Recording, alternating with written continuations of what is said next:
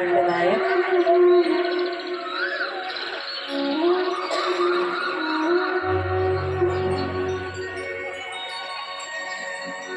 परम मंगलमय परात्पर अखिलेश्वर महाराष्ट्राचे चिरंतन सौभाग्य भक्तवांछित कल्पतरू अकारण करुणावरुणालय भगवान श्री पांडुरंग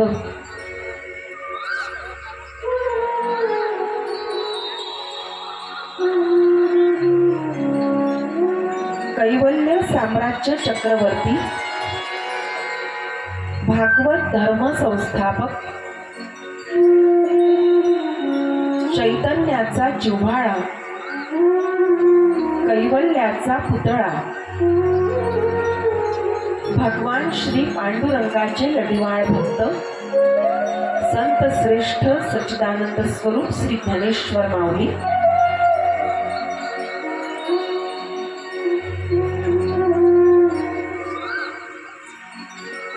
वैराग्य रास रसज्ञ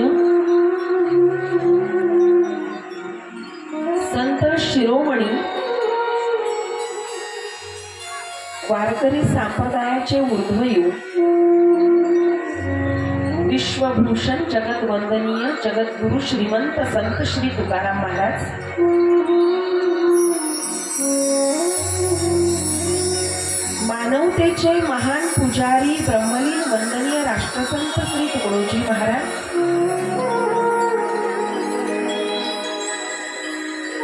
निष्काम कर्मयोगी वैराग्य मूर्ती गाडगे बाबा संत श्री गजानन महाराज परम श्रद्धेय प्रातस्मरणीय परम मंगलमय परम पूजनीय सद्गुरु माऊली संत श्री अमरदास बाबा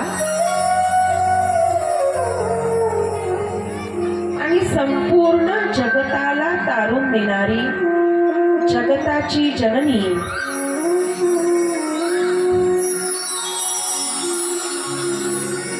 ब्रह्मांड नायिका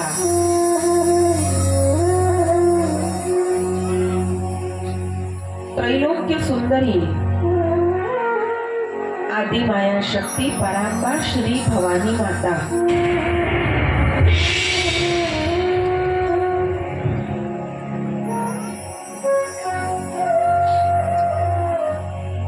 आयोजित श्रीमद् भागवत कथा ज्ञान यज्ञ श्रवणाकरिता उपस्थित आपण मातृतुल्य पितृतुल्य भाग्यवान श्रद्धावान श्रोते मंडळी आपण सर्वच जण त्या एकाच प्रभू परमेश्वराची अंश आहात असे समजून सर्वप्रथम आपल्या सर्वांच्या चरणारविंदी आदरपूर्वक साष्टांग दंडवत प्रणाम करते आणि सत्राच्या सेवेला आरंभ करते.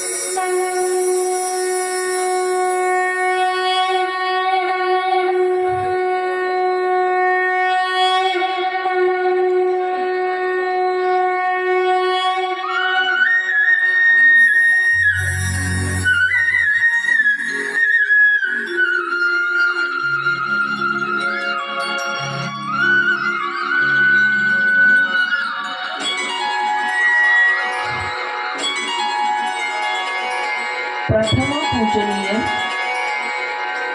लंबोदर वक्रतुंड गौरी नंदन बुद्धीची देवता श्री गणपती बाप्पा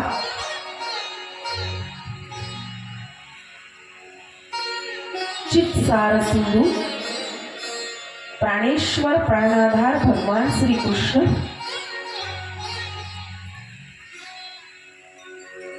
शक्तीची महाराणी श्री राधाराणी सरकार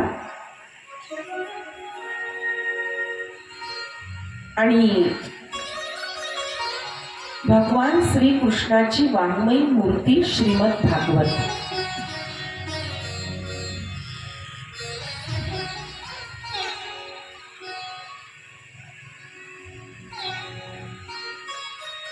भक्तीचा उच्चांक ज्या शास्त्रामध्ये मांडलेला आहे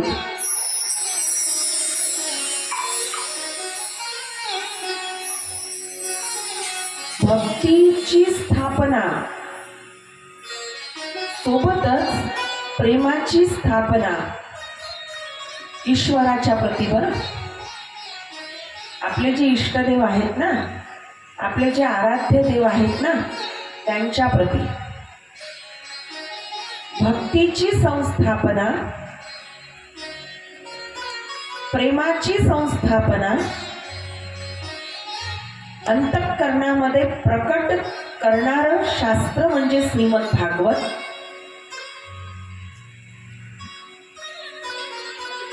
अत्यंत सुंदर एकाग्र चित्तानं भक्तिभावानं भगवान श्री कृष्णाच्या प्रती अत्यंत निष्ठेनं आपण गेल्या 5 दिवसापासून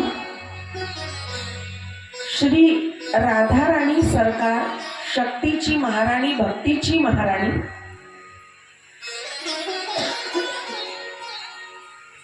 भगवान श्री कृष्णाची मर्जी आणि आपलं आराध्य दैवत श्री गणपती बाप्पांची कृपा. मी म्हणून गेल्या 5 दिवसापासून आपण या सद्ग्रंथाचं श्रवणपान करीत आहोत मंडळी. आज 6व्या सत्रामध्ये आपला प्रवेश. मन स्थिर करणारं भगवान परमात्म्याचं चरित्र, मन स्थिर करणारं. कारण मनाचा स्वभाव आहे चंचल. मन कधीच आणि कुठंच स्थिर होत नाही, कुठं स्थिर होत नाही आणि कधीच होत नाही. पण इतरत्र अत्यंत चंचल असणारं मन ते भगवान परमात्म्याची लीला श्रवण करीत असताना स्थिर होते.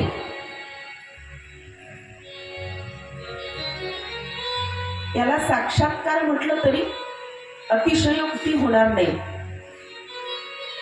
कारण एरवी सगळं चाललं असतं मनाला स्थिर करण्यासाठीच सगळं चाललं असतं. मन स्थिर नाही म्हणून समाधान नाही, मन स्थिर नाही म्हणून शांती नाही. मन स्थिर नाही म्हणून समाधान नाही. समाधान नाही. ज्याच्याजवळ आहे त्याला विल्हेवाट कशी लावायची त्याची चिंता, ज्याच्याजवळ नाही त्याला कुठून आणायचं त्याची चिंता. समाधान नाही.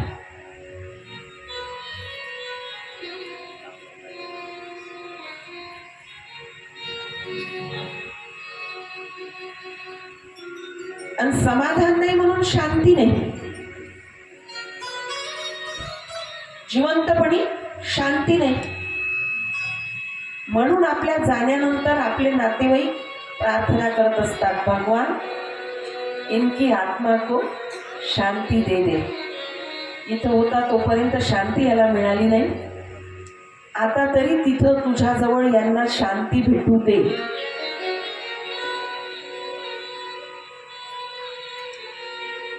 अत्यंत अनमोल दागिना आहे समाधान. फारच अनमोल, अत्यंत अनमोल.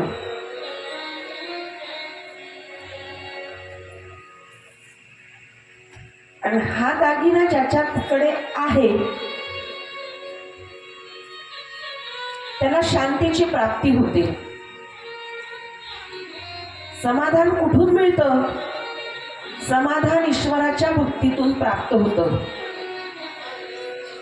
पहा तुम्ही, एरवी कुठंच समाधान प्राप्त होत नाही.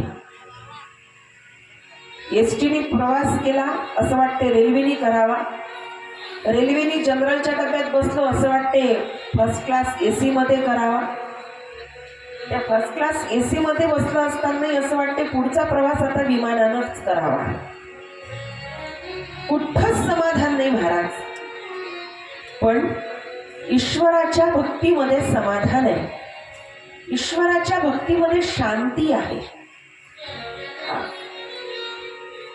शांती.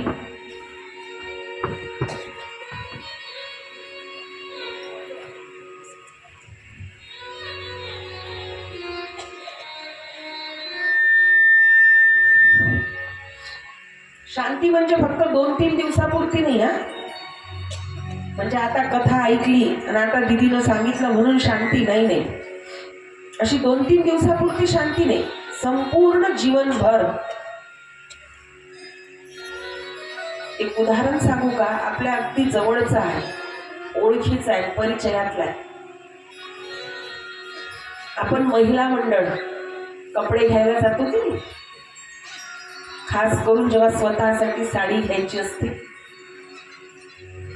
आवडीचा प्रसंग असतो, माहेरचं लग्न वगैरे, माहेरातल्या नातेवाईकांचं लग्न वगैरे, आणि मग तो प्रेस्टिज पॉइंट, आणि मग चांगली भरजरीतली साडी आपल्याला घ्यायची असते. आपण जातो दुकानात, दुकानदार आपल्याला साडी दाखवतो. आता त्यांनी 3-4 साड्या दाखवल्यावर लगेच एक, नाही ही देऊन टाक बाबा, आणि चल टाकली पिशवीत, आलो घरी, असं होतं का? हा, साडी घ्यायची असते एक, आपण पाहतो 300 साड्या. किती? 300 साडी घ्यायची असते एक. एवढ्या साड्या पाहून पसंत केल्यानंतर मग त्या समारंभात गेल्यानंतर आपली न आवडता दुसरी न घातलेलीच आवडते, हे प्रकरण तर काही वेगळंच. हे प्रकरण वेगळंच आहे, त्याचा इथं संबंधच नाही. पण विषय असा चालला आपला की आपण साडी घ्यायला गेलो. प्रत्येक वेळी तो दुकानदार साडी दाखवताना त्याच्या मनात भाव असतो की आता ही साडी पसंत येईल आणि ही साडी घेईलच, ही पसंत येईल आणि ही साडी घेईलच. प्रत्येक वेळी त्याच्या मनात तो भाव असतो. सोबत आपले पती असतात, आपले मालक आपल्या सोबत असतात. ह्या विषयात ते काही बोलू शकत नाही. आपली तिथे ऍक्शन, आपली तिथं कृती पाहून ते स्वतःला धन्यता मानतात. पण एवढ्या साड्या दाखवून एक साडी पसंत येईना, हिनं मला टपक्यात पसंत केलं, नको या विषयात मी बोलायलाच नको. हा, त्याच्यामुळे ते काही बोलत नाही. मग राहिला प्रश्न दुकानदाराचा ना आपला. अहो महाराज, 300 साड्या दुकानदाराने दाखवल्यानंतरही आपण त्याला म्हणतो नाही, आता माझा साडी घ्यायचा मूडच गेला. हा, मला पाहिजे ते पॅटर्न आणि मला पाहिजे तो कलर मिळत नाही. तो दाखवला ना, चंद्रकोर पैठणी दाखवली, ऑर्गेन्झा दाखवली, सध्या ट्रेंडिंग मधली नाव आहेत. काय करता राव, अभ्यास करावा लागतो प्रत्येक विषयाचा. दाखवली ना, सगळे प्रकार तुम्हाला दाखवले. नाही तुम्ही दाखवले पाहिजे, सगळे रंग माझ्याकडे आहेत. आता माझं मूड गेलं, मी आता साडी घेत नाही. दुकानदाराला एवढा राग येतो, सगळ्या साड्या घेऊन फेकून मारावे, तर स्वतःच्या तोंडावर नाही तर जिनं दाखवायला लावल्या तिच्या तोंडावर. पण तो असं करतो का? जी परम शांती आणि जे हास्य त्यावेळी त्याच्या मुखावर असते की नाही, हा, ती शांतीची व्याख्या आहे. हा, तो काय म्हणतो, बरं ठीक आहे, आता नाही पसंत पडलं, ठीक आहे, पण पुढल्या वेळी येताना ना नक्की आवर्जून या बरं दुकानात. पुढल्या वेळी तुमच्या पसंतीची साडी दाखव, घ्या आता. हा, आणि हे म्हणताना तो इतकं हसत बोलतो की त्याला आलेली चीड त्याला आलेला राग यत्किंचितही तो त्या महिलेला, तो त्या माऊलीला दिसू देत नाही महाराज. आपल्यासोबत जे मालक असतात, आपले पती राय असतात, म्हणतात शेठ एक ठीक है नहीं आई मैडम को पसंद साड़ी, कोई बात नहीं, लेकिन अगली बार लेके आना. हा पण ते आता पसंत आलं नाही, ठीक आहे पुढच्या वेळी नक्की घेऊन या ताईंना. हा आम्ही पुढच्या वेळी ताई साहेबांच्या मर्जीतल्या सगळ्या आवडीच्या साड्या दाखवू. पुढच्या वेळी आपण दुकानात गेलो पाहिजे म्हणून अत्यंत शांततेनं तो विचारतो चहा वगैरे घ्यायचा का. एक साडी सुद्धा पसंत केली नाही, तो विचारतो महाराज चहा वगैरे घ्यायचा का. ही शांती. सांगा किती शांत भाव त्याच्या चेहऱ्यावर. आतून क्रोध आलेला पण चेहऱ्यावर एवढा शांत भाव, एवढा शांत भाव. प्रत्येक गोष्टीतून काही ना काही शिकण्यासारखं असतं. प्रत्येक गोष्टीतून जो प्रसंग आपल्या भोवताल रोज सतत घडत असतो की नाही, प्रत्येक प्रसंगातून काही ना काही शिकण्यासारखं असतं. फक्त दृष्टी हवी आहे. दृष्टी पाहिजे, सकारात्मक दृष्टिकोन पाहिजे. काय झालं सेटिंग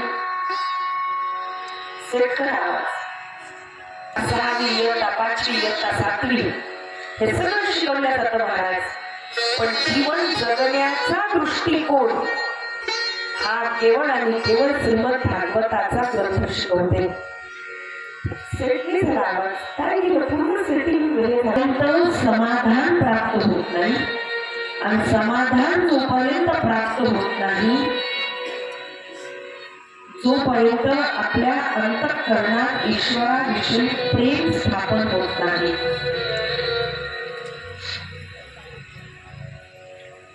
आणि हे अत्यंत अद्भुत असं प्रेमाचं शास्त्र श्रीमद भागवत. गोकुळातल्या गवळणींनी जीवापाड प्रेम केलं, जीवापाड प्रेम केलं. चोऱ्या केल्या भगवान श्रीकृष्णाने. गोकुळातल्या घराघरात जाऊन चोऱ्या केल्या. लोण्याची माठ फोडायची, दह्याची माठ फोडायची. गोर गरीब आपल्या मित्रांना लोणी पोटभर खाऊ घालायचं. घराघरात चोरी केली. आश्चर्य आहे की 5,500 वर्षापूर्वी एका गवळ्याच्या पोरानं घराघरात जाऊन चोरी केली. लोणी चोरलं. लोणी, सोनं नाही, चांदी नाही, पैसा नाही, अदला नाही, लोणी चोरलं. अशी आपली वेगळी चोरी आहे. लोणी चोरलं आणि याही प्रसंगाला 5,500 वर्ष उलटून गेले. आणि 5,500 वर्षानंतर लोण्याच्या चोरीची ती कथा एवढी भक्तिभावानं इथं ऐकल्या जाते. केवढं आश्चर्य.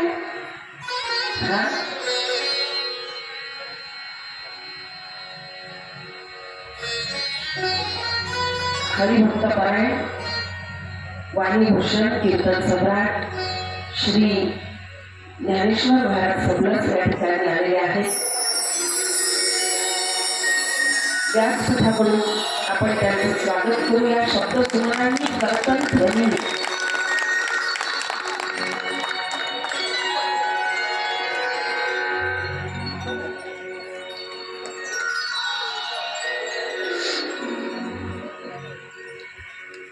$5,500 वर्षापूर्वी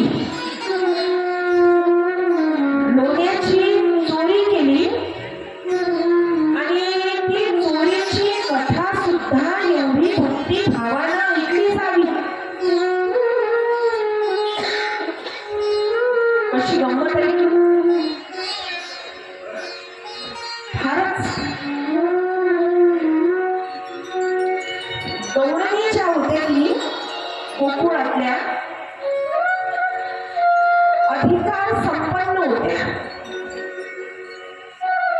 भगवान श्री कृष्ण रूपी परब्रह्म त्यांच्याजवळ राहावं हा त्यांचा अधिकार होता. अधिकार फार महत्वाचा. अधिकाराशिवाय काहीच प्राप्त होत नाही. ईश्वराचं नाव सुद्धा मुखात येत नाही. अधिकाराशिवाय अधिकार लागतो. अधिकार. कथा ऐकायला आपण एवढेच जण आलो जेवढे मंडपात आहे.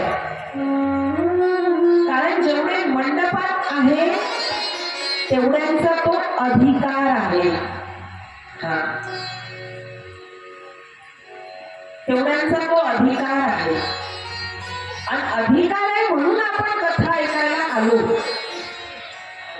ज्यांचा अधिकार नाही त्यांचं चाललंय आपलं आज जाऊ उद्या जाऊ आज जाऊ उद्या जाऊ. आणि असं करता करता येतो ना मग महाप्रसाद. काल आपण बोललो की पहारेकरी गाढ झोपी गेले. तो तेजोमान नीलमणी प्रत्यक्ष परब्रह्म कारागृहामध्ये प्रकट झाला आणि पहारेकरी गाढ झोपले. अहो, ज्या परमेश्वराची एका सेकंदा इतकी झलक पाहण्यासाठी जन्मोजन्मी आम्ही बहुपुण्य केले.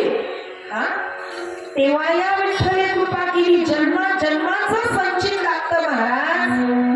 ते परब्रह्म, तो ईश्वर, तो भगवान परमात्मा कारागृहात प्रकट झाला आणि पहारेकरी झोपले. आणि केव्हा उठले? जेव्हा हा लल्ला गोकुळात जाऊन पोहोचला आणि तिथं यशोदा माईनं जन्म दिलेल्या योगवती दिव्य कन्येला घेऊन वसुदेवजी आले. तेव्हा हे पहारेकरी झोपेतून उठले. काल आपण बोललो का? कारण पहारेकऱ्यांचा अधिकार नव्हता. ते पहारेकरी फक्त भागवताच्या कथेत नाही. पहारेकरी समाजात चालली कथा आज जाऊ उद्या जाऊ आज जाऊ उद्या जाऊ. आणि मग ते आपल्याला महाप्रसादाला आल्यानंतर सांगतात. सरांना सांगतात सर तुम्ही व्हॉट्सअपला पत्रिका टाकलेली आणि मला माहित होतं आव्हानात कथा चालली. माहित होतं मला. रोज आठवण येत होती रोज. आता आज मी ठरवलंच म्हटलं आज नाही कथेला जावंच. आज पत्रिका वाचली तर थेट महाप्रसाद. म्हटलं अरे कथा झाली का काय मग आता जाऊ आपण महाप्रसादाला जाऊ. नशीब हो नशीब आमचं. तुम्ही महाप्रसादाला आले आमच्यावरून काय केले. हे समाजातले पहारेकरी आहेत. ही ठीक कथा होऊ द्या. कथा सुरू झाली की हे झोपणारच आणि नेमकेच महाप्रसादाला उठणार. हे समाजातले पहारेकरी. अधिकार नाही ना. ज्यांना अधिकार नाही त्यांना प्राप्त होत नाही. गोकुळातल्या गवळणींना तो अधिकार होता. काय होतं त्यांच्याजवळ? केवळ आणि केवळ अधिकारच होता मंडळी. दुसरं काहीच नव्हतं. जीवन जगण्याची कुठल्याच प्रकारची व्यवस्था नव्हती. कुठल्याच प्रकारची सुविधा नव्हती. तुमच्या भाषेत सांगू का? कुठल्याच प्रकारची फॅसिलिटी अवेलेबल नव्हती. गोकुळामध्ये जर मथुरेच्या बाजारात जाऊन त्या गवळणीनं लोणी विकलं नाही तर तिची जेवणाची सोय लागत नव्हती. तिने लोणी विकायचं. येता येता वाणसामान आणायचं. काय आणायचं ते राशन आणायचं आणि घरी सासरे दीर मुलं बाळ सासू सगळ्यांसाठी मग स्वयंपाक करायचा. 2 वेळेच्या जेवणाच्या सोयीसाठी लोणी विकायला जावं लागेल. एवढी बिकट परिस्थिती असतानाही भगवान श्रीकृष्णांनी राजा कंस असणारी भली मोठी बाजारपेठ असणारी अत्यंत समृद्ध असणारी मथुरा सोडली. गोकुळात येऊन राहणं पसंत केलं, याला कारण यामध्ये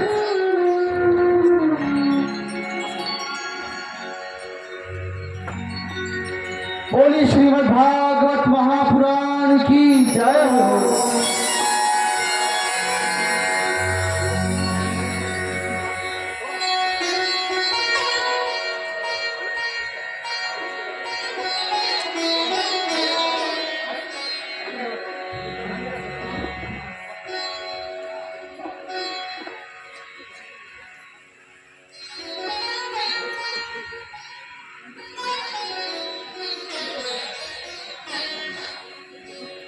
आदरणीय सन्माननीय पंचकोशीतलं नामांकित व्यक्तिमत्व नव्हे, संपूर्ण महाराष्ट्रातलं नामांकित व्यक्तिमत्व हरिभक्तपरायण श्री फुंदे महाराज आणि मोहता देवीचे विश्वस्त सौभाग्यवती फुंदेताई आपल्या इथं आलेले आहेत। आम्हाला आशीर्वाद देण्याकरिता मोहता देवीकडून भरपूर अशी आशीर्वादाची लाट घेऊन हे दोन्ही व्यक्तिमत्व इथं मंडपामध्ये उपस्थित झाले, स्थानापन्न झाले। शब्द सुमनांनी आयोजकांच्या वतीनं त्यांचं आपण स्वागत करूया, व्यासपीठावरून त्यांचं स्वागत करूया। पुनश्च एकदा सगळ्या पाहुणे मंडळींसाठी जोरात टाळ्या वाजवा, जोरात।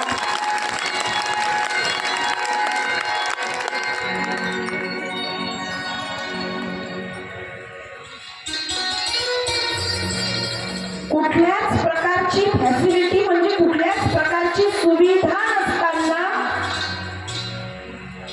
गोकुळातल्या गोकुळ भगवंतांनी स्वतःच्या वास्तव्यासाठी निवडलं मंडळी। गोकुळ कारण काय? गोकुळातल्या गवळणींजवळ काहीच नव्हतं। गोकुळातल्या गवळणींजवळ अधिकार होता की त्यांच्या जवळ श्रीकृष्णांनी राहावं, त्यांच्या समवेत श्रीकृष्णांनी राहावं, हा अधिकार होता गोकुळातल्या गवळणींजवळ। जीवापाड प्रेम केलं भगवान श्रीकृष्णावर, जीवापाड प्रेम, निस्सीम प्रेम, निस्वार्थ प्रेम, निस्वार्थ, कुठल्याच प्रकारचा स्वार्थ नाही। एका गवळणीने सांगावं की का ग तुझ्या घरी येऊन गेला का तो नंदलाल? हो ग, माझ्या घरी येऊन गेला बाई काल सकाळीच। लोण्याचे माठ काय फोडले, तण्याचे माठ काय फोडले, सगळ्या घरभर धिगाणा काय घातला। दुसरी म्हणायची का ग तुझ्या घरी येतो तो माझ्या घरी येत नाही, का येत नाही माझ्या घरी? मला असं वाटतं त्यांनी एकदा माझ्या घरी यावं। माहित होतं आल्यानंतर हा लोण्याची माठ फोडणार आहे, माहित होतं सगळ्या 10-12 मित्रांना सवंगड्यांना घेऊन येणार आहे, माहित होतं सगळी नासधूस करणार आहे, पण तरी ती ऐकणारी गवळण म्हणायची का ग सारखा तो तुमच्या घरी येतो, माझ्या घरी का येत नाही? एकदा तरी यावं बाई त्यानं माझ्याकडे। हा भाव गवळणींचा आहे, हा भाव गवळणींचा आहे। प्रत्यक्ष परब्रह्म त्यांच्या सोबत असतानाही भगवान परमात्म्याकडून त्यांनी कुठल्याच प्रकारचा स्वार्थ पूर्ण केला नाही। आणि म्हणून भगवान श्रीकृष्णाचं चरित्र गोकुळातल्या गवळणींच्या चरित्राशिवाय अपूर्ण आहे। म्हणून कुठल्याच प्रकारचा स्वार्थ नाही, कुठल्याच प्रकारचा स्वार्थ नाही।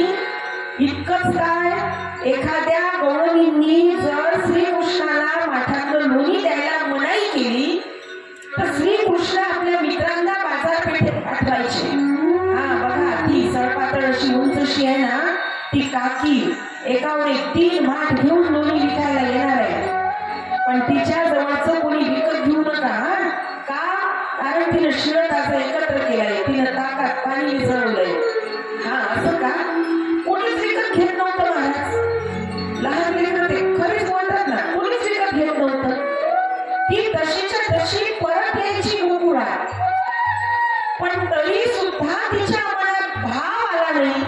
कृष्णा, अरे काहीच लोणी विकल्या गेलं नाही रे बाबा, काहीच लोणी खपलं नाही, 2 वेळच्या जेवणाची सोय तर कर. हा साधा भाव सुद्धा तिच्या मनात येऊ नये. उलट गोकुळाच्या शिवेवर ती आली असताना आपल्या संपूर्ण चौर्य मंडळासहित भगवान श्रीकृष्णाने तिला पाहावं आणि तिला म्हणावं, कागं काकी काय बघ कसा राहिला आजचा दिवस. तिला म्हणावं, बाबा कृष्ण, आज कोणीच विकत घेतलं नाही माझ्याकडचं लोणी. हा, मग कुणी विकत घेतलं नाही ना, मग काकी एक काम कर, मला देऊन टाकतेस का. आणि एकाही क्षणाचा विलंब न करता तिनं ते सगळंच्या सगळं लोणी भगवान श्रीकृष्णाला आणि त्याच्या मित्राला देऊन टाकावं. ही भक्ती, हा निस्वार्थ भाव. त्याच्यानंतर तिला फळ मिळालंच ना. दुसऱ्या दिवशी ती जेव्हा बाजारात लोणी विकायला गेली तेव्हा तिच्या माठातलं लोणी संपेच ना. ती विकायची तिच्या माठातलं लोणी संपतच नव्हतं. हा हा हा भाव भगवान श्रीकृष्णाने आपण मागितलं त्याच्या पलीकडे देणारा तो भगवान श्रीकृष्ण आहे. पण मला सांगायचा मुद्दा हा आहे की अधिकार संपन्न गौरणी भगवान श्रीकृष्णाची शुद्ध भक्ती आपल्याला शिकवतात. गौरणी अधिकार संपन्न होत्या म्हणून भगवान श्रीकृष्ण साक्षात परब्रह्म त्यांच्याजवळ राहिले. गोकुळ आवडलं भगवान श्रीकृष्णाला. देवच होते की ते काय कमी होतं. त्यांनी सांगितलं असतं विश्वकर्माजींना, मथुरेत माझ्यासाठी एक मोठा महाल बांधून दे. हा नसतं झालं काय, नाहीतरी विश्वकर्माजींना द्वारीला काय ते इंद्रप्रस्थ काय, ती सुधारणा कोणी काय सगळं सांगितलंच ना. मग सांगितलं असतं म्हणजे माझ्यासाठी सुद्धा एक महाल मथुरेतच बांधून दे. विश्वकर्माजींनी काय नाही म्हटलं असतं. हा, पण मथुरेचा त्याग केला आणि गोकुळात आले, कारण गोकुळातल्या गौरवींचा अधिकार होता. आणि म्हणून भगवान श्रीकृष्ण स्वतःहून गोकुळात आले. कृष्ण गोपाल रे दीन दयाल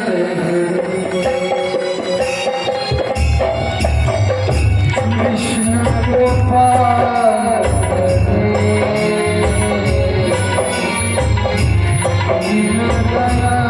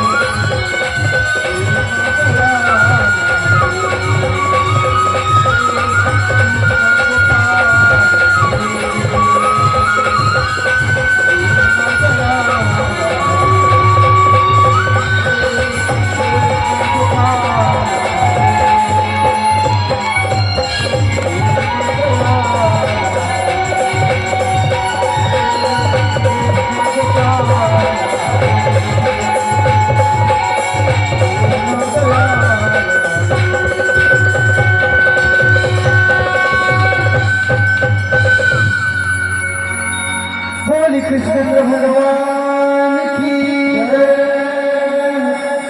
गोकुळातल्या गौरवींची जी भक्ती होती ना ती भगवान श्री कृष्णाच्या प्रती समर्पित भक्ती होती. भगवान श्री कृष्णासोबत त्या समरस झाल्या होत्या. भगवान श्री कृष्णासोबत त्या एकरूप झाल्या होत्या. समरस हा एकरूप समर्पित भाव त्यांच्या जीवन जगण्याचा विषय कृष्ण झाला होता. जीवन जगण्याचा विषय कृष्ण झाला होता. विठ्ठल बाप माय चुलता, विठ्ठल भगिनी भ्राता, विठ्ठले विन चाड नाही गोता, तुका म्हणे आता नाही दुसरे. समरस झाल्या होत्या, ते एकरूप झाल्या होत्या. त्यांच्या जीवन जगण्याचा विषय कृष्ण झाला होता. इतक्या समरस दुधामध्ये पाणी जसं समरस होतं की नाही, म्हणजे दूध जेव्हा आपण विकत घेतो आपल्याला माहित आहे दूध विकणाऱ्यानं याच्यात पाणी घातलंय, माहित आहे सगळ्यांना माहित आहे दूध विकत घेणाऱ्याला. पण पैसे देताना आपण पाण्याचा भाव देतो ना, आपण दुधाचाच भाव देतो. माय बाप हो, ही समरसता, दुधामधलं पाणीही दुधाच्या भावानं खपावं, ही समरसता. आणि ही समरसता, ही एकरूपता गवळणी जवळ होती. हा, आणि म्हणून भगवान श्रीकृष्णाचं चरित्र अपूर्ण आहे गवळणींच्या चरित्राशिवाय. पण दुःखाची गोष्ट अशी आहे माय बाप हो, गवळणींची समर्पित भक्ती मांडली पाहिजे, गवळणींचा समर्पित भाव मांडला पाहिजे. हा, गवळणींची समर्पित भक्ती मांडली पाहिजे. भगवान श्रीकृष्णाची गवळणीला कशी भक्ती केली हे मांडलं पाहिजे. काय समर्पित भाव, किती समर्पित, किती समरसता. पण आपण भगवान श्रीकृष्णाचं चरित्र अत्यंत संकुचित करून ठेवलं. कृष्णाची व्याख्या काय? कृष्णानं म्हणे लोणियाचे माथं फोडले, कृष्णानं म्हणे गवळणीचे आंबाडे सोडले, कृष्णानं म्हणे गवळणीचे पदर ओढले. अहो, संपूर्ण जगताचा पालनहार, संपूर्ण सृष्टीचा नियंत्रक, प्राणेश्वर, प्राणआधार, परब्रह्म श्री विष्णू आणि त्यांचा तो अवतार, हा, आणि एवढ्या क्षुल्लक कामासाठी, गवळणीचे पत्र ओढायसाठी, लोणी चोरायसाठी अवतार घेईल का? नाही, चरित्र ठीकच आहे, ह्याच लीला केल्या, त्याच्याविषयी दुमत नाही, शंकाच नाही. पण का केलं? हा, लोणी का चोरलं? जगातलं सगळ्यात पहिलं आंदोलन म्हणजे भगवान श्रीकृष्णानं गोकुळात केलेली लोण्याची चोरी. विश्वाच्या पाठीवरील सगळ्यात पहिली चळवळ म्हणजे गोड गरीब मित्रांना पोटभर लोणी खायला मिळालं पाहिजे या पवित्र हेतूनं स्वतःच्याच घरी सगळ्यात पहिली लोण्याची चोरी केली. जगातली सगळ्यात पहिली चळवळ, सगळ्यात पहिला आंदोलन करता जर कुणी असेल तर तो भगवान श्रीकृष्ण आहे.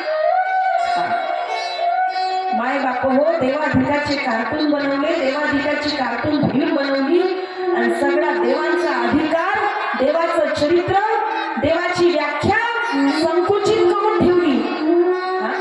कसा कळेल हो देव, कसा कळेल? फार दुःख होतं जेव्हा मुस्लिम बांधवांना भांडताना पाहत नाही अल्लाह आहे किंवा नाही या विषयावर. फार दुःख होतं जेव्हा ख्रिश्चन बांधवांना वाद घालताना पाहत नाही येशू ख्रिस्त आहे की नाही या विषयावर.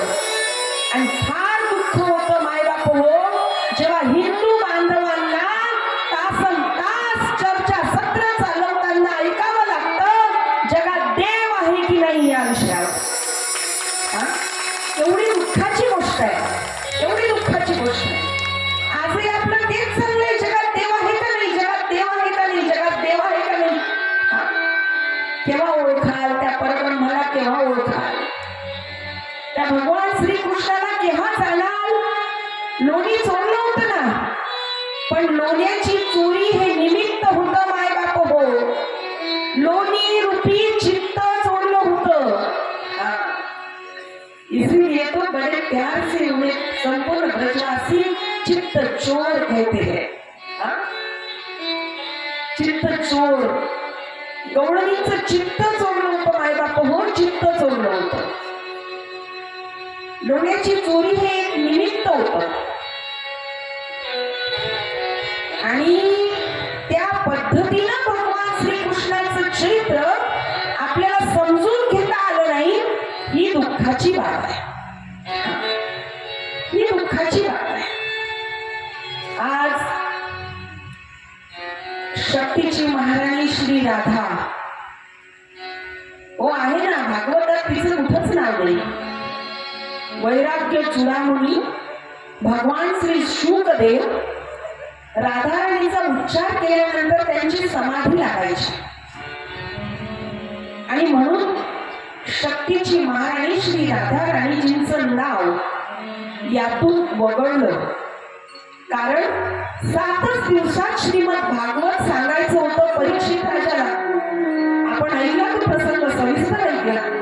7च दिवसात सांगायचं होतं आणि समाजाकडून। हाँ, समाज में ऐसे कई महानुभाव मिलते हैं हर रोज जो भगवान श्री कृष्ण और श्री राधा रानी सरकार इनके ऊपर टिप्पणी करते हुए मिलते हैं, इनके ऊपर टिप्पणी करते हैं। हाँ, त्यांना समजून घेण्याचा अधिकार तर नाहीच, मग टीका करायचा तरी अधिकार। हाँ, पहिले समजून घ्या ना माय बाप हो। हाँ, भगवान श्री कृष्ण आणि श्री राधा काही वेगळे आहेत का? एकच। हा, मोहिनी अवतार जेव्हा घेतला होता समुद्र मंथनाच्या वेळी देवांना अमृत पाजण्यासाठी प्रत्यक्ष श्री विष्णू देवांनी, तेव्हा त्या मोहिनीचं स्वरूप पाहून तिच्या सौंदर्यावर सगळे ढाळले। फक्त सूर्यदेवांनी म्हटलं होतं अशी सुंदर पुत्री मला व्हावी। हा, फक्त सूर्यदेवांनी म्हटलं होतं एवढी सुंदर पुत्री मला व्हावी। नखशिखांत सौंदर्य जिच्यात भरलं होतं ती मोहिनी। आणि मग काय झालं, सगळी अवताराची तयारी झाली द्वापार युगामध्ये, सगळी अवताराची तयारी झाली आणि सगळी अवताराची तयारी झाल्यानंतर भगवान श्री कृष्ण जेव्हा तो सगळा सविस्तर निकुंज लिला, निभृत निकुंज लिला, तो सगळा गोलोक, तो सगळा सविस्तर कथाभाग आहे। जेव्हा अवतार घेण्याची तयारी झाली, शुभ आगमनाची तयारी झाली, तेव्हा देवतांनी आठवण करून दिली। म्हणजे सूर्यदेवाला वचन दिलं ना, होय मी तुझी पुत्री बनून भूतलावर अवतार घेईन। सूर्यदेवाला वचन दिलं ना, पण त्याचं काय? आणि तेव्हा भगवान श्री विष्णुदेव स्वतःचं मोहिनी रूप आठवत दर्पणाच्या समोर उभे राहिले। स्वतःचं मोहिनी रूप आठवत दर्पणाच्या समोर उभे राहिले आणि भगवान श्री कृष्णाने स्वतःचं मोहिनी रूप त्या दर्पणाच्या समोर उभं राहून आठवलं आणि त्या रूपावर स्वतःच मोहित झाले। आणि मंडळी, तेच सूर्यदेव बरसाना या गावामध्ये, बरसाना या गावचे मुखिया म्हणजे बरसाना या गावचे पंत, एक अधिकारी, एक प्रतिष्ठित मुखिया श्री वृषभानू, सूर्यदेवाचा अवतार सांगितला जातो। आणि मग त्या वृषभानूची पुत्री म्हणून श्री राधा राणीचं प्राकट्य झालं। भगवान श्री कृष्णाच्या वेगळी राधा राणी नाही। हा, किंबहुना भगवान श्री कृष्ण आणि श्री राधा एकच आहे। हा, श्री कृष्ण म्हणा शरीर आहे आणि श्री राधा म्हणा म्हणजे समजलं पाहिजे, सोप्या भाषेत सांगायचं म्हणजे त्या शरीराची पडछाया, प्रतिबिंब, सावली असं आपल्याला म्हणता येईल सोप्या भाषेमध्ये। हा, दोन्ही एकच आहे। आणि मग आपल्या शरीरावर आपण प्रेम करायचंच ना महाराज। हा, श्री राधा राणीनं किती जीवापाड प्रेम केलं, तिचं चरित्र वाचा ना कधी। हा, तिचं चरित्र वाचा ना, आपल्याला तिचं चरित्र माहित नाही, ती कोण आहे माहित नाही, तिचं नाव माहित नाही, तिचं गाव माहित नाही, आपल्या मेंदूत एकच खटका, नाही मग हे असं कसं झालं, नाही मग हे असं कसं आहे।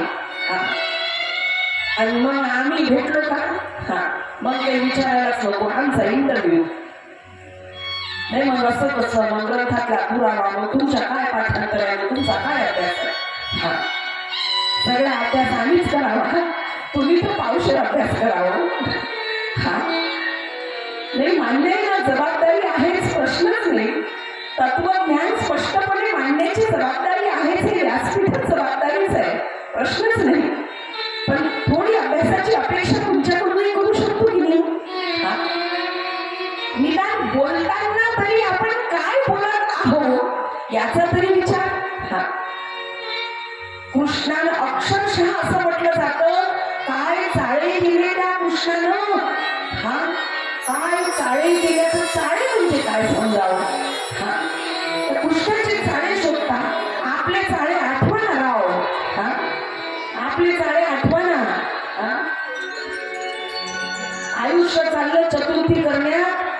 स्वतःच्या झाडावर स्वतःच्या घरच्या झाडाचं फुल तसंच ठेवायचं, दुसऱ्याच्या अंगणातल्या झाडाचं फुल तिचा डोळा चुकवून आणायचं. हा आपले झाडे काय कमी? तेवढंच म्हणतात एक लोटा जल पुरी समस्या का हल. आता ट्रेंडिंग मध्येच आहे ते. आणि असलंच पाहिजे. वो ज्ञान उन्होंने उजागर किया, ज्ञान तो था ही, लेकिन उनके द्वारा समाज के सामने वो ज्ञान उजागर हुआ. उनके भी उपकार ही है. त्याच्यात काही किंतु परंतु नाही महाराज, त्यांचे उपकारच आहेत पंडितजींचे. त्यांनी शिवभक्तीचा वसा, शिवभक्तीचा मार्ग, महादेवाच्या भक्तीचा मार्ग. नाही तर पूर्वी आम्हाला माहित नव्हतं गावातलं महादेवाचं मंदिर आहे कुठं, माहित नव्हतं. आता चक्क माणसांच्या रंगात हातात तांब्या घेऊन माणसाच्या माणसं, अधिकारी माणसं कारमधून उतरले का, बाटलीचं पाणी तांब्या पोहोचलं का, नाही आमच्या सौभाग्यवतीचा आज पशुपतीनाथाचं व्रत आहे, त्यांनी सांगितलं मिटिंगला जाता जाता तेवढं महादेवाला पाणी घाला. नाही चांगलंच आहे, ते चांगलंच आहे, झालंच पाहिजे. महादेवाच्या भक्तीचं वळण समाजाला मिळालं प्रश्नच नाही. त्यानिमित्तानं का होईना पण आपण सगळे महादेवाच्या भक्तीकडे वळलो. फार चांगली गोष्ट आहे ती, फार उपकार आहे पंडितजींच्या समाजावर. उन्होंने वो ज्ञान बड़ी उदारता के साथ समाज के सामने उजागर किया. पण पूरी समस्या का हल एक लोटा जल. माऊलीच्या कृपेने मी त्याच्या सोबत शोधून काढलं. पूरी समस्या का हल एक लोटा जल, लेकिन हमारे मन में भरा होगा पूरा मन, तो कहाँ से पाओगे पूरी समस्या का हल? निष्कपट भावानी जर भक्ती कराल तर सगळ्या समस्येवर उत्तर मिळेल. शेजारच्या घरात इनोवा उभी झाली आणि त्याची इनोवा इन्स्टॉलमेंटचे हप्ते त्याला भरता येऊ नये, त्याची इनोवा वापस जाऊ दे, याच्यासाठी जर महादेवाला पाणी घाला तर इच्छा कशी पूर्ण होईल सांगा बरं. निष्कपट भाव, अहो केवढं पारदर्शक आहे भगवान श्रीकृष्णाचं चरित्र. ते ज्या तिथीला आले ना, ती तिथी सुद्धा केवढी मजेशीर आहे. 8 त्याला नाही कुठल्याच प्रकारची गाठ. 1 पासून 10 पर्यंतचे आकडे मोजा बरं. 2, 3, 4, 5, 7, 9 सगळ्यांना गाठ आहे. पण एकमेव असा एक आकडा असा आहे 8, त्याला नाही गाठ. निष्कपट भाव. मनात कुठल्याच प्रकारचं कपट नाही. गौडणी जवळ ही संपत्ती होती ना, निष्कपट भाव. श्यामा हृदय कमल सो प्रगटो, श्यामा हृदय कमल सो प्रगटो, श्याम हृदय को भाए वृंदावन जग वृंदावन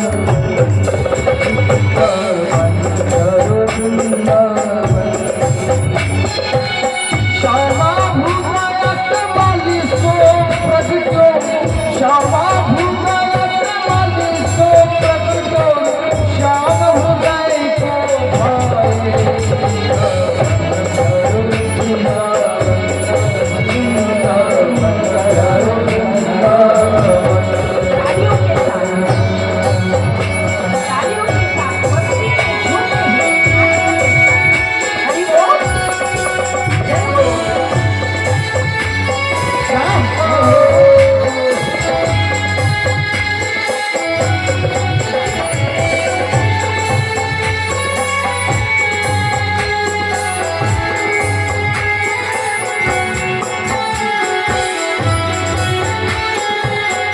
की सेवा करते प्रेम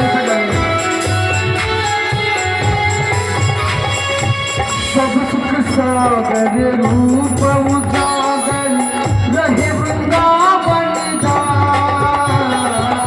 सब सुख सागर रूप उजागर रहे वृंदावन का, रूप गोस्वामी प्रगट कियो जहाँ, रूप गोस्वामी प्रगट कियो जहाँ, कोई रूप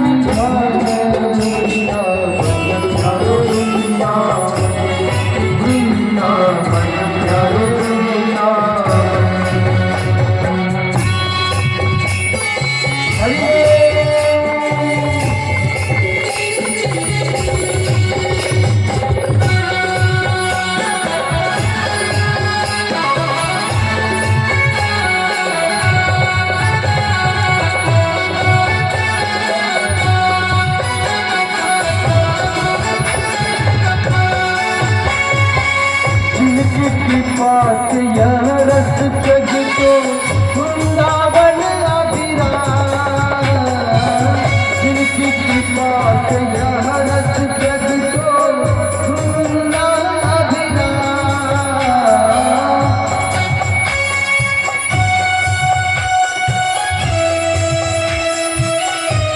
हरि बोल। जिनकी कृपा से यह रस प्रगटो, जिनकी कृपा से यह रस प्रगटो वृंदावन अभिराम। सकल जिनको फिर उजियारो, सकल जिनको फिर उजियारो, हम सबको है कानन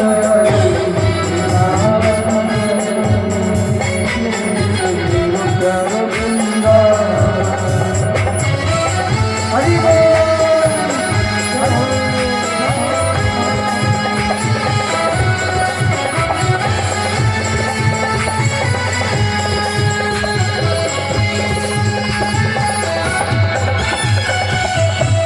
हरि बोल। तालियों के साथ सर्वांनी तालियां।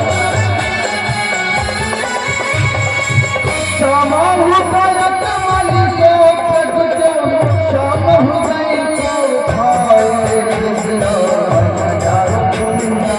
तालियों के साथ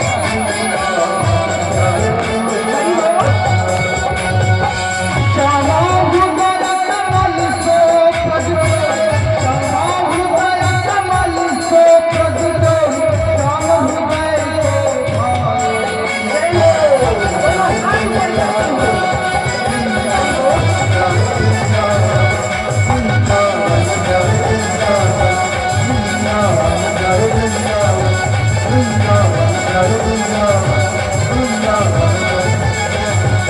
राधा रानी सरकार की कुंज बिहारी लाल की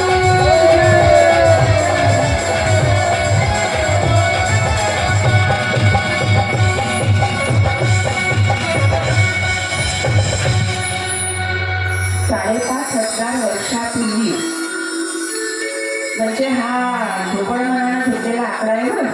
5,500 वर्ष. 5,500 वर्षापूर्वी प्रत्यक्ष देव गोकुळात आले. अगदीच परवाच्या दिवशी तेच देव आपल्या मंडपात आले.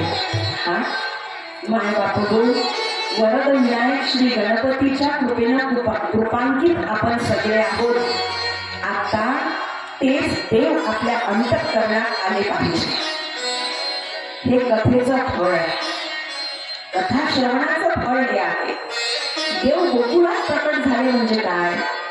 गो म्हणजे इंद्रिय, कुळ म्हणजे समूह. इंद्रियांचा समूह. इंद्रिय, दशेंद्रिय, 5 ज्ञानेंद्रिय, 5 कर्मेंद्रिय, या 10 इंद्रियांचा समूह म्हणजे काय?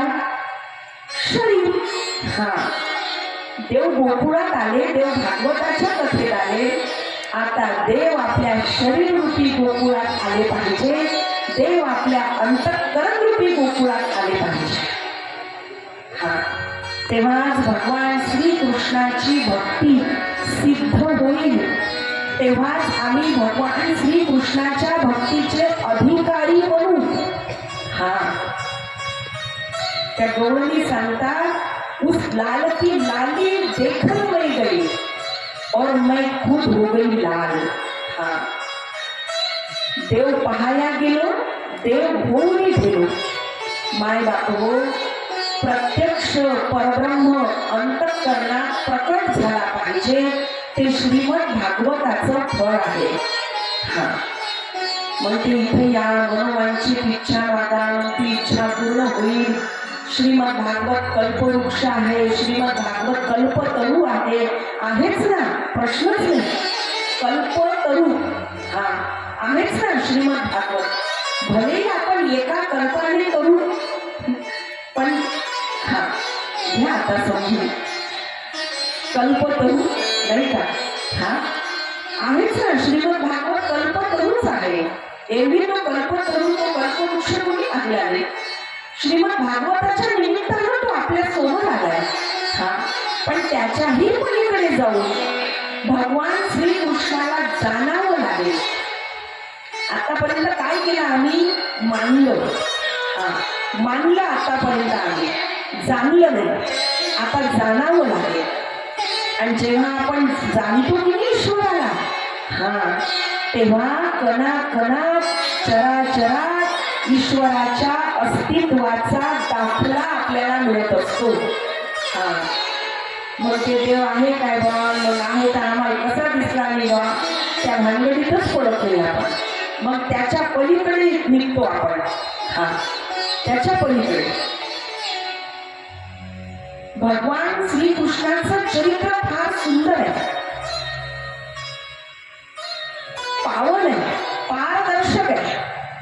आपण काल प्रसंग ऐकला, इंद्रदेवाची पूजा नाही, गोवर्धनाची पूजा.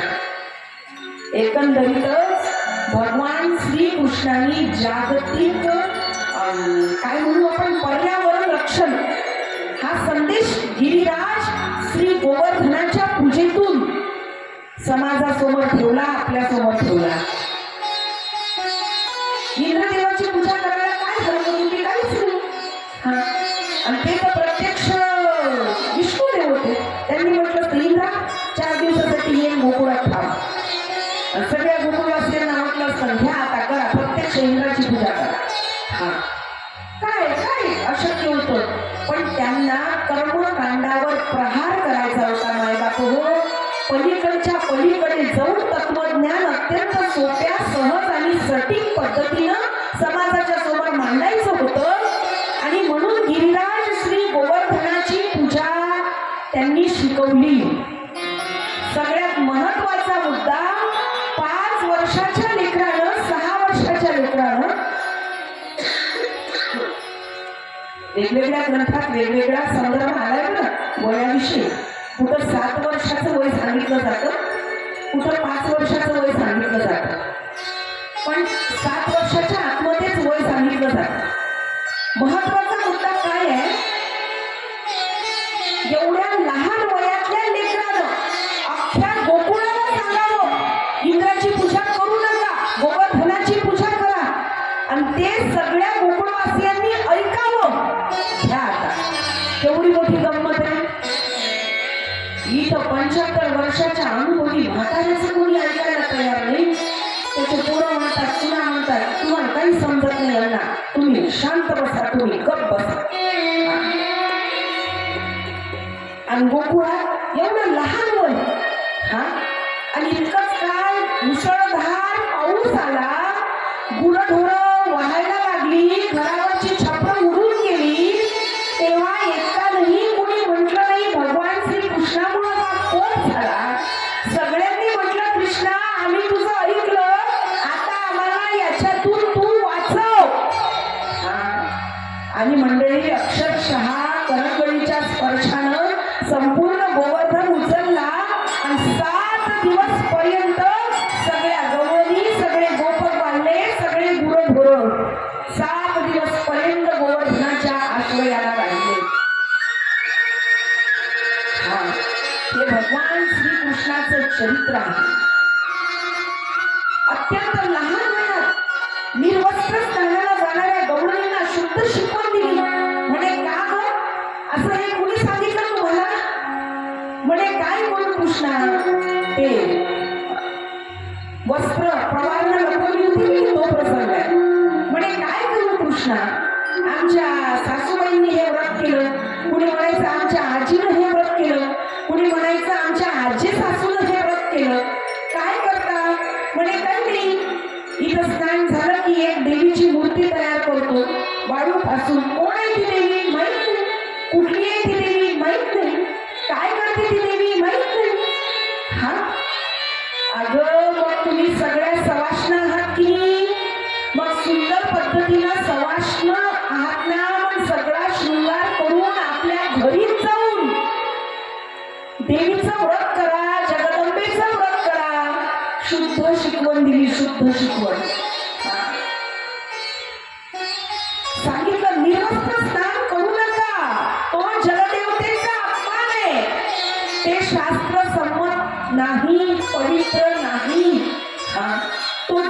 मानवतेचा अपमान आहे असं सांगितलं.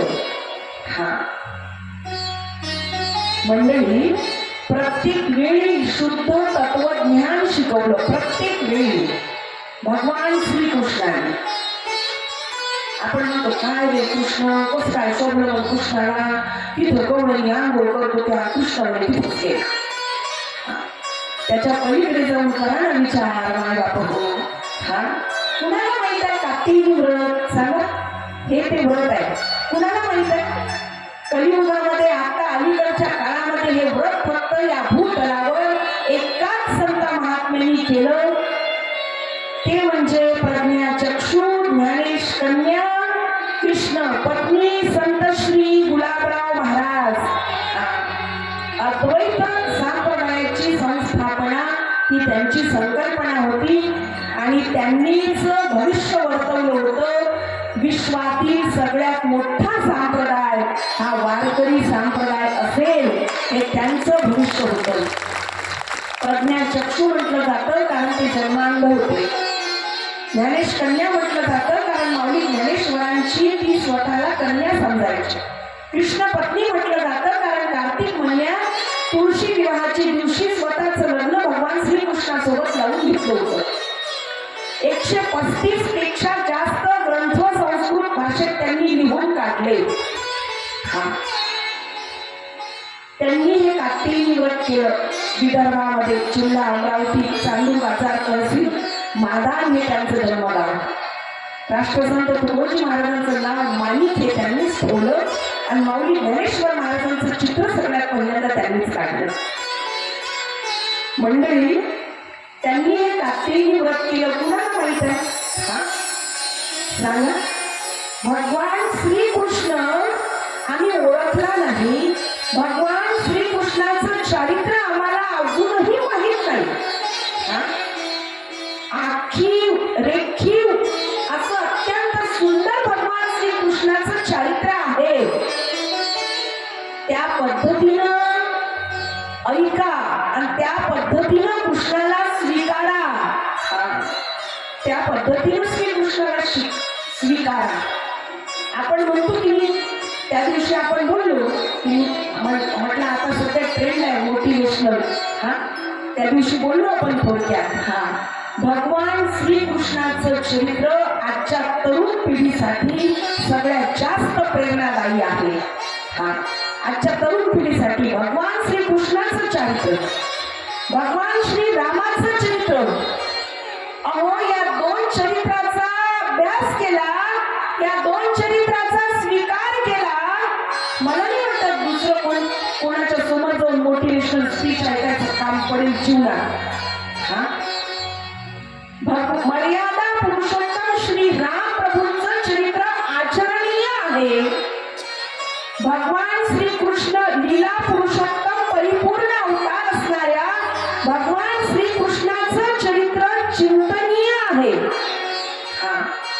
श्रीकृष्णाच्या चरित्राचं आचरण करता येत नाही आणि म्हणून त्यांच्या चरित्राचा अभ्यास करावा, चिंतन करावा.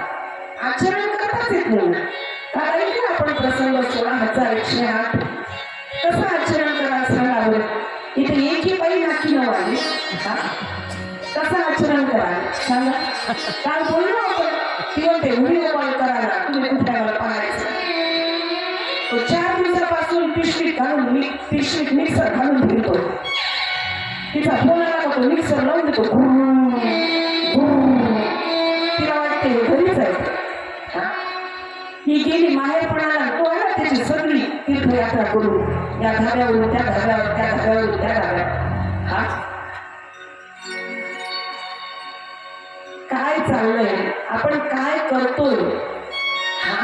भगवान श्रीकृष्णाच्या चरित्राचं आचरण करता येतच नाही. अभ्यास करावा, चिंतन करावं, मनन करावं, मंथन करावं आणि ते स्वीकारण्याचा प्रयत्न करावा. पण भगवान श्री रामचंद्र प्रभूंच्या चरित्राचं आचरणच केलं पाहिजे. बंधू प्रेम, आई वडिलांविषयी प्रेम, आपण बोलू या विषयावर. सोपं करून सांगू का?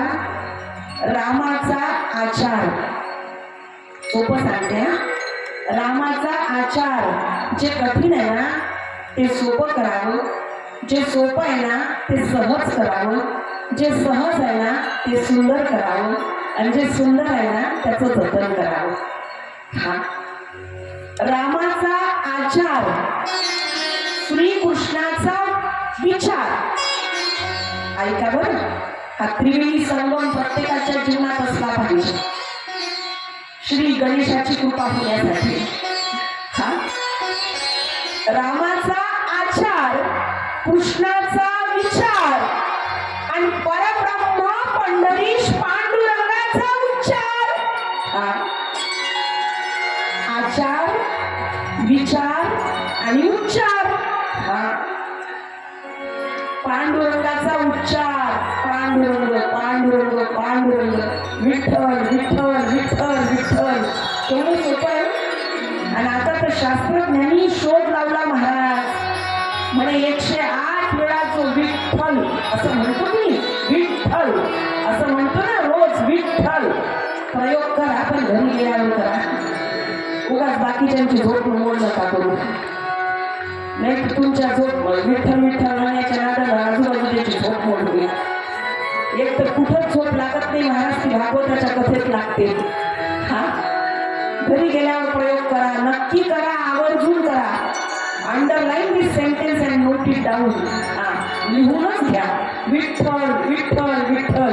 शास्त्रज्ञ म्हटले जर आपण हा उच्चार सतत करत राहिलो तर हा उच्चार करताना जेव्हा डबल थचा उच्चार होतो की विठ्ठल, तेव्हा हृदयाला ताण पडतो आणि आपल्या हृदयाची जी आकुंचन प्रसरण करण्याची जी गती आहे, जी थोडक्यात कुठेतरी मंदावली आहे, उच्च रक्तदाब, हा कमी रक्तदाब, तुमच्या शब्दात सांगायचं का, low blood pressure, high blood pressure, हा तुमच्या शब्दात नाही का. काय करावं महाराज, मोठं दुर्दैव आहे. एरवी मराठी एकटी येत नाही, तिला भीती वाटते एकटीला यायचं, आणि म्हणून ती सोबत इंग्रजीला घेऊन येते नाही का. हा काय करावं कळतच नाही का. मी एकदा म्हटलं उत्सव शब्दाचा अर्थ सांगितला होता.